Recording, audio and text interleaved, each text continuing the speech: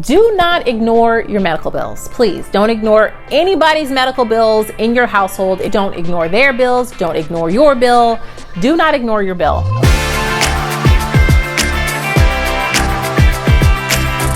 Hi friends, welcome to Moms and Money, where we talk about managing money, making money, and saving money for the women in the household.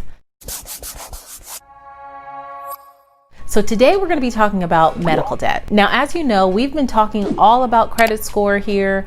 We've been talking about how to raise your credit score, how to deal with accounts and collections, and how to really read your credit report. And I have all of those videos in a playlist all about credit scores and credit reports. And you can tap this eye right here to watch them. In the comments, many of you guys mentioned, well, what about medical debt? What do I do with medical debt if I have medical debt? And is it handled differently? And honestly, it is handled a little bit differently because it's not the same as credit card debt and car notes and all that other kind of stuff. Because unfortunately, medical debt, it can happen to any of us. And many times it happens with things out of our control. So it's not like you just go and apply for a credit card and then just swipe. And then when the bill comes, you're like, oh my gosh, what do I do? Usually with medical debt, it's because of some sort of unforeseen medical issue, or because maybe your insurance didn't cover something that you thought it covered. And like I said, a lot of times it's just out of our control. It's unfortunate. And if it happens, we just have to know what to do and how to deal with it. All right, so anytime you get a medical bill, I don't care if it's $5 or if it's $50,000, you always want to wait and look at your review or explanation of benefits letter from your insurance company if you are insured. They will send this to you every single time you go to the doctor, any kind of ER visit, hospital visit, doctor visit, for your dentist, anything that has to do with your medical or health insurance. They are going to send you an explanation of your benefits. And to be honest, a lot of times it's a little bit confusing because you think it's a bill, but it's not a bill because again, it's from your insurance company. It is very, very crucial and important that you keep this letter and then review your bill with this statement from your insurance company, because a lot of times, as a matter of fact, this happened to me last year with Ava and the dentist. They were telling me one thing, and then my explanation of benefits was telling me another thing, and I ended up getting money back from the dental office because they charged me wrong. So you definitely always want to pay attention to that letter. I know a lot of people, when they get those statements, they just say, oh, whatever, it's not a bill. Let me just go ahead and shred it or discard it or whatever. You don't want to do that when it comes to things that your insurance company sends you. Always look at that explanation of benefits. It should tell you clearly, this is how much the doctor charged the insurance company, this is how much the insurance is paying, this is how much you owe. And if you're still confused by that, pick up the phone, call your insurance provider, ask them to walk you through the statement so that you understand what it is. A lot of the times, if it's something that is major, like at a hospital where you've seen lots of different doctors or you go to lots of different specialists, every single line item that they charge the insurance company for, the insurance company is going to send you a statement about that. So it can get confusing, and if you are confused, then you need to get on the phone, talk to someone, and have them walk you through it with your insurance company, and they should be able to provide that information for you. So once you have your statement and your review of your medical expense, it should say how much you owe. You will get a bill from the doctor or the care provider, the doctor, the dentist, whatever it is. You're going to get a bill from them. They should be the same. If they are not the same, you need to talk to your insurance company and ask them to explain it to you. And then you've got to call the doctor's office and tell them what your insurance company, and it's a real pain in the butt, I'm not gonna lie. 9 out of the 10 times, it's usually the same. And if it's the same, that's definitely how much you owe. You always just wanna make sure that you know what your benefits cover and what they don't. And so a lot of the times we get these bills because we don't know what your insurance provider is covering and what they don't cover. So if they are the same, then that is definitely what you owe. If not, usually what the insurance company is saying is correct, and the doctor's office has to fix whatever issues they are. So you don't want to pay anything until you get a bill from the doctor's office that is the same exact from the statement from your insurance provider. Number 2 is do not ignore your medical bills. Please don't ignore anybody's medical bills in your household. If you have a child that is under your insurance or that is in your care, still, please don't ignore their bills. Don't ignore your bill. Do not ignore your bill, okay? Because it just gets worse and worse if you ignore it. And to be honest, medical debt, usually they're a lot more lenient with that, and they will, work with you more, especially now during a pandemic.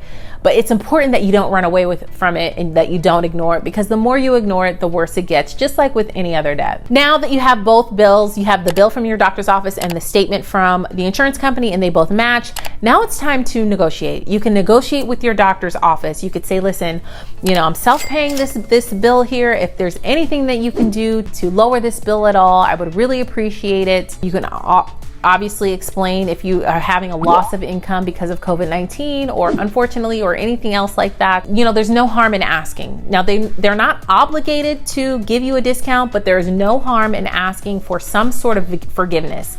If it is a bill from a hospital, ask if they have a forgiveness program, if they have any kind of financial aid. Talk to the people in financial aid, see what they can do for you, because you may qualify for certain discounts, but you won't know that you qualify for those discounts unless you ask. So definitely ask if there are any discounts, if there's any financial aid that pertains to you to help you with your bill. Once you find out if you qualify for anything, you definitely want to make payment arrangements. Make arrangements with the hospital, make arrangements with the doctor's office that you're going to pay this amount.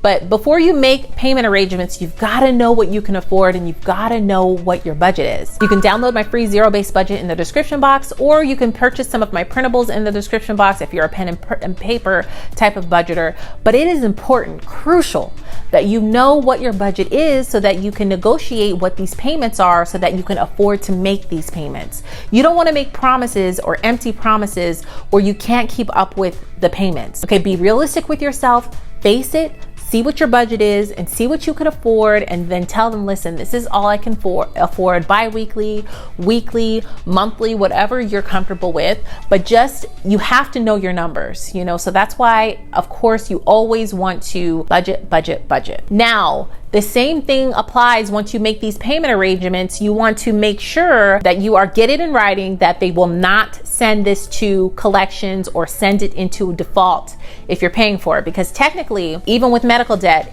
even if you're paying for it every month or every bi-weekly or whatever, they can still send it into collections. They can still put it as in default because it's not paid.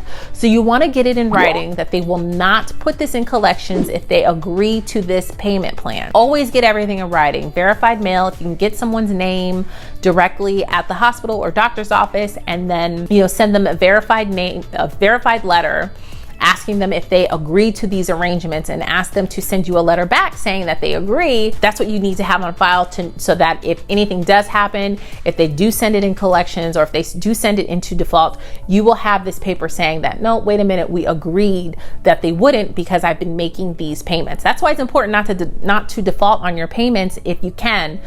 Swing it. You have to make sure that you budget so that you know what you can afford. Now, if the account is not in collections, medical debt is different when reported on your credit report. Number one, medical debt is not weighted the same as other debts. So it's not going to be weighted the same as credit cards, and it's not going to be weighted the same as a car note or a mortgage or anything like that. It's weighted less so that it doesn't affect your FICO score as much as, like I said, a credit card or a car note or anything like that. All three credit bureaus have a 180-day grace period before they put it on your credit report. So if a doctor's office or a hospital sends the information to the credit bureau, they will wait 180 days before they actually post it on or put it on your credit report, which is like a grace period. And that's a really good thing, because like I said, sometimes medical debt can come out of nowhere. And honestly, these bills from the hospitals and these doctor's office can get outrageous, and it can be crippling to the average American who does not have a nest egg or a savings that they can rely on to pay these bills. So you have a 180-day grace period, which is a blessing, so that it does not knock your credit score as much. Now, here's the biggest thing about medical debt. Once you pay your medical debt in full, it gets completely removed from your credit report. Even though I said earlier you want to get it in writing from the doctor's office or the hospital that you're working with, if you have a payment arrangement plan, it still doesn't matter. If you have medical debt that you've paid in full, it will get removed from your credit report. Now, if it's unpaid, it's still going to stay on there as long as your statute of limitations is for your state. Usually it's 6 or 7 years, so it will stay on there for 7 years if it's unpaid. And so once you negotiate with the hospital or doctor's office when you're making payment arrangements, I know I said to get it in writing so that they don't send your account into default while you're paying it. So that's the difference there. If your medical debt has gone to a collection agency, all the other previous rules that we talked about in the previous videos, which again, if you haven't watched it, they will be linked in the description box, and you can tap this eye right here. Everything we talked about in the previous video applies. So if they're contacting you, the first thing to do is validate and verify, validate that it's your debt, have them verify that it's your debt, and go from there. You want to negotiate and create a plan, tell them, you want it removed from your credit report, even though legally they have to remove it from your credit report once you pay it in full. But honestly, some of these collection agencies, they do things that are illegal. So you want to get everything you can in writing from them. You definitely want to follow those same steps to pay it and to remove it from your credit report. Again, the modeling scores that they use for medical debt is different, so it's not as bad, but it's still a ding if it falls into collections. So your best bet is to deal with it before it gets into collections. The worst thing that you can do is ignore the debt, and you keep ignoring the debt, and then it falls into collections. Even if you don't have the money to pay, or even if you don't have the money or the means to create a payment plan, you still want to contact them and say that you are researching this debt, that you're researching what's going on, and that you plan on paying it back. You're not ignoring them, but you just want to see and validate things from your insurance company. Anything. You can tell them that maybe you lost income because of COVID-19, because now during the pandemic, there's even more of a grace period and more lenience towards people who have lost their income. So definitely talk to them, communicate with them so that you can prevent it from going to a third-party collection agency. So leave a comment down below and let me know, have you ever dealt with medical debt? I know it can be crippling. It can really be crippling, especially when you see these bills coming in. But just know that there's hope, that you can make your way through this, that you can create a plan, that you can create a budget, and that you can climb your way out of this if you are dealing with medical debt. Thank you guys so much for watching. If you haven't hit that subscribe button yet, you can tap my picture up above, and you can also check out my previous video right over here, and all of my social media platforms all listed down below. Thank you guys so much for watching, and I'll see you in the next video. Bye.